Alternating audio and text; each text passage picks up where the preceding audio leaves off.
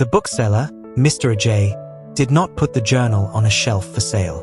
He kept it behind his counter, taking it out in quiet moments to read a little more. He was profoundly moved by the story. It was a uniquely African story of hospitality, but also a universal story about mortality and connection. He thought about his own family, his own culture, and the importance of how we care for one another at the end. The journal was too important to be sold to just any casual tourist. Weeks turned into months. The journal sat in his care, waiting for the right person.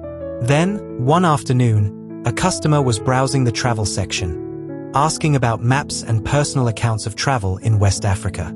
He was a filmmaker, he said, interested in human stories. Mr. Ajay listened to the man speak, hearing a genuine curiosity and respect in his questions. This was not someone looking for a sensationalized adventure tale. On an impulse, Mr. Ajay reached under the counter and brought out the journal. "I think you should look at this," he said. "It found its way to me. Perhaps it was meant to find you." He handed the fragile book over, passing the responsibility and the story on once more. The filmmaker, a man named David, took the journal back to his hotel room. As he began to read, he was immediately captivated. This wasn't a polished travelogue. It was a raw, real-time account of a journey spiraling into a crisis and then transforming into something else entirely. He read late into the night, unable to put it down. He felt the cartographer's fear, his loneliness, and then his profound gratitude. He was devastated by the final entries, by the simple, powerful request for fufu, and the peaceful description of the last meal. He read it again the next day, and then a third time. He knew he had found something extraordinary. This was more than a story, it was an invitation. It was a key to understanding a depth of human experience that transcended culture. He went back to Mr. Ajay's shop and bought the journal properly, along with every book he could find on local cuisine and customs. His own project was forgotten, replaced by a burning need to understand this one. He needed to find the village. He needed to understand the food. He felt a responsibility to this stranger, to Abena, to give their story a voice. The journal was no longer a historical artifact. It was a compass, pointing him toward his next great work. David's search was difficult. The journal did not contain modern place names or GPS coordinates.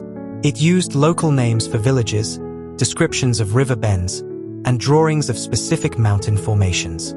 He spent months traveling the region, showing the sketches to elders, describing the story to village chiefs. Many had heard similar stories. Kindness to strangers was not uncommon. But he was looking for a specific story, with a specific heroine named Abena. He faced dead ends, mistaken identities, and frustrating delays. The Africa of the journal had changed. Roads had been built, villages had grown, some had been abandoned. Just as he was about to give up, he met an old man in a small market town who recognized the drawing of a distinctive, twisted baobab tree from the journal. "This tree is near my cousin's village," the man said. "A long time ago, they buried a white man there. It was a story of great kindness." David's heart leapt. He followed the directions, traveling down increasingly smaller paths until he reached a small, quiet village that felt timeless. It was a place of red earth, round huts, and the familiar, rhythmic sound of women pounding fufu. He had a feeling, a deep intuition, that this was the place. He had found the village of kindness. David approached the village elder, a man who introduced himself as Kofi's son. David showed him the journal.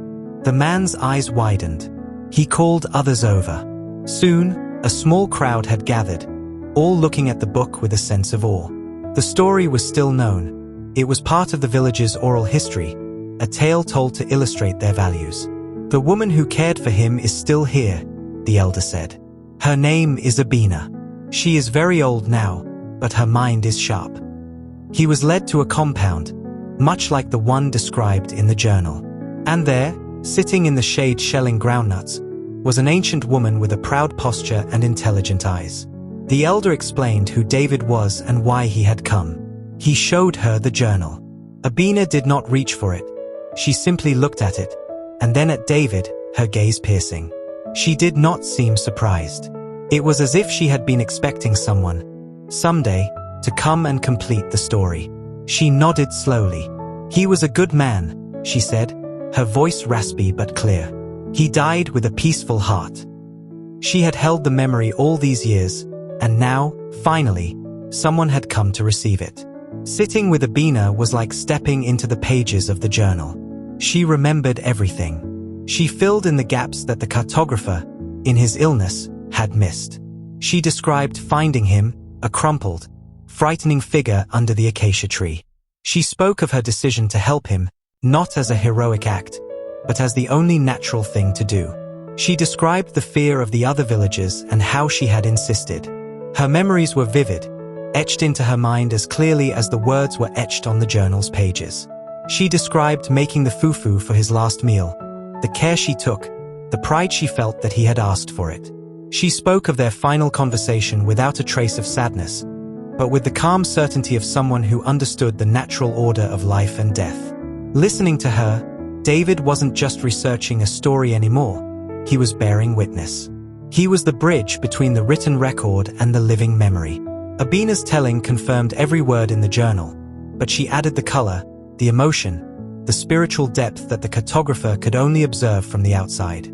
She was the other half of the story, and now both halves were finally united. David's most important question was about the meal itself. He wanted to understand it, to taste it, to film its preparation as Abena remembered it. She agreed, her eyes sparkling with the old energy. Though her hands were now gnarled with arthritis, she directed her great nieces with the authority of a master chef. The process began again, just as it had decades before. The selection of the yams, the pounding in the mortar, the preparation of the soup. The village once again came together to provide the finest ingredients, thrilled that their story was being honored. David filmed everything. He focused on Abena's hands as they gestured instructions, on the rhythmic pounding of the pestle, on the simmering pot of soup. The smells that filled the compound were the same smells from the journal, earthy, savory, and profoundly comforting. It was a culinary resurrection. As the meal was prepared, Abena talked about the importance of each ingredient, not just for flavor, but for its symbolic meaning. The yam for strength and longevity, the fish for life and prosperity, the peppers for cleansing and spirit. The recipe was not a list of instructions. It was a story in itself, a story of the land and its people. The food was ready. Abena insisted it be served as it was before, at sunset, on a low stool between two people. She could not eat much herself, but she sat opposite David, just as she had with the stranger. She tore the fufu, dipped it into the rich, red soup, and held it out to him. It was a reenactment, but it was also entirely real. The gesture was the same. The intention was the same. The respect was the same. David accepted the food. The taste was incredible, complex, hearty, and satisfying. But the taste was almost secondary to the weight of the moment. He was tasting history. He was tasting compassion. He was tasting the final piece of a man he had only met through his words. It was one of the most powerful experiences of his life. They ate in silence, just as she and the cartographer had. The entire village watched from a respectful distance, understanding the significance of what was happening. The circle, broken decades ago, was being closed. The stranger's last meal was being shared again, its story passed on to a new generation and a new medium. As they finished, David finally understood the core of the story. It wasn't about death. It was about agency. The cartographer, in a situation of ultimate powerlessness, sick, dying, far from home, was given the ultimate gift of choice. He was asked what he wanted. In choosing that specific meal, he was choosing to define his own finale not by his illness, but by his recovery, not by his loneliness, but by his connection, not by his foreignness, but by his adoption into a community. The fufu was the symbol of all of that. Abena, in providing it, was not just feeding a man. She was honoring his humanity, affirming his identity, and validating his journey. The shared bowl was a metaphor for their shared humanity. In that act, all the differences of culture, language, and background melted away. They were just two people, sharing food at the end of one life's road. The meal was a perfect, beautiful act of mutual respect. It was a lesson in how to die, but more importantly, it was a lesson in how to live, with compassion, with presence, and with the courage to connect deeply with others, even when it inevitably leads to loss. David spent several days in the village, filming interviews, capturing the daily life, and ensuring Abena's story was recorded in her own voice. He promised to send copies back to the village, to make sure her grandchildren and great-grandchildren would always have this record of her strength and compassion. Before he left, the village held a small celebration. They were proud that their story was going to be told to the world. It affirmed their values, their way of life. For Abena, the visit was a final gift. It validated the choice she had made so many years ago on a lonely path. It proved that an act of pure kindness, with no expectation of reward, can ripple through time, touching lives far into the future. Her simple, human decision to stop and help a stranger had created a legacy that would now be shared with the world. She had not just saved a man. She had created a story that would, in turn, inspire others to compassion. Her legacy was not in buildings or wealth, but in this beautiful, enduring narrative of love. David returned home a changed man. He was no longer just a filmmaker. He was a storyteller, a keeper of a precious trust. The journal, Abena's testimony, and the taste of that final meal were burned into his soul. He had a responsibility to tell this story not as a sensational tragedy, but as a quiet, profound meditation on what it means to be human. He immersed himself in the edit, using the journal entries as narration, overlaying Abena's gentle voice, and weaving in the beautiful footage of the village and the meal's preparation. The process was emotional. He would often find himself pausing the edit, overwhelmed by the power of the story he was handling. He wanted to get it right. He wanted the audience to feel the cartographer's fear, to feel Abena's resolve, and to understand the sacred peace of that final shared meal. He wanted to honor both of them. The film became his obsession, his own way of completing the circle that had begun with a sick man under an acacia tree and a woman who chose to stop. The finished film was titled The Last Meal. It was not a documentary in a traditional sense. It was a lyrical, emotional journey. It premiered at a small film festival, and the response was immediate and powerful. Audiences were deeply moved. They weren't just watching a story about Africa. They were watching a story about themselves, about their own fears of death and loneliness, and their own hope for connection and dignity.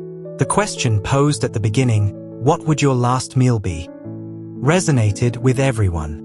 It sparked conversations about palliative care, about how we treat the dying, and about the profound importance of food and ritual. The story transcended its specific setting and became universal. People left the theater not saddened, but uplifted, with a renewed desire to connect with their loved ones, to be more compassionate, and to think about the legacy of their own lives. The story was doing its work, changing hearts and minds one viewer at a time. The Last Meal found a wider audience online. Clips of Abena, dignified and wise, were shared widely. The scene of the final meal preparation became iconic. The film started a global conversation. People from all over the world began sharing their own stories of last meals, of profound kindness from strangers, and of what food meant to them and their cultures. #MyLastMeal trended, not as a morbid hashtag, but as a celebration of life, love, and comfort food. Nutritionists and chefs analyzed the meal, praising its perfect balance of nutrition and comfort. Theologians and philosophers discussed the spiritual significance of Abena's act. The simple dish of fufu and light soup became a symbol of something much larger than itself. The cartographer's story, and Abena's compassion, had become a touchstone for a discussion on human dignity that the world seemed to need. A random act of kindness in a remote village had, decades later, become a source of global inspiration. And now, this story comes to you. I am that filmmaker. This account is my attempt to put the essence of that journey into words, to invite you into the heart of that village, and to introduce you to the cartographer and the incredible Abena. Their story changed my life, and I believe it has the power to change yours, even in a small way. It asks us to consider our own lives, our own connections, and the legacy of kindness we will leave behind. It also invites you into the culinary heart of the story. I am going to attempt to recreate the cartographer's last meal from scratch, using the recipe and techniques I learned from Abena herself. This is not just a cooking demonstration. It is an act of remembrance, a ritual of respect. I will try to honor the ingredients, the process, and the spirit in which it was originally prepared. I invite you to join me in this kitchen, to witness the recreation of a meal that was so much more than food. To honor the meal, I must seek out the right ingredients. This isn't about finding a perfect substitution. It's about getting as close to the source as possible. I find a market that specializes in African foods. I search for true African yams, not the sweet potatoes often mislabeled in Western stores. I find them rough and earthy, their bark-like skin hiding the starchy, white flesh within. I find fresh tilapia, its eyes clear and bright.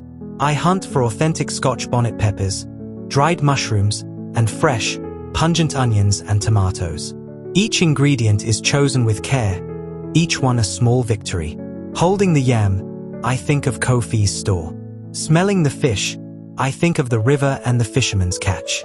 Selecting the peppers, I remember Abena's warning about their heat.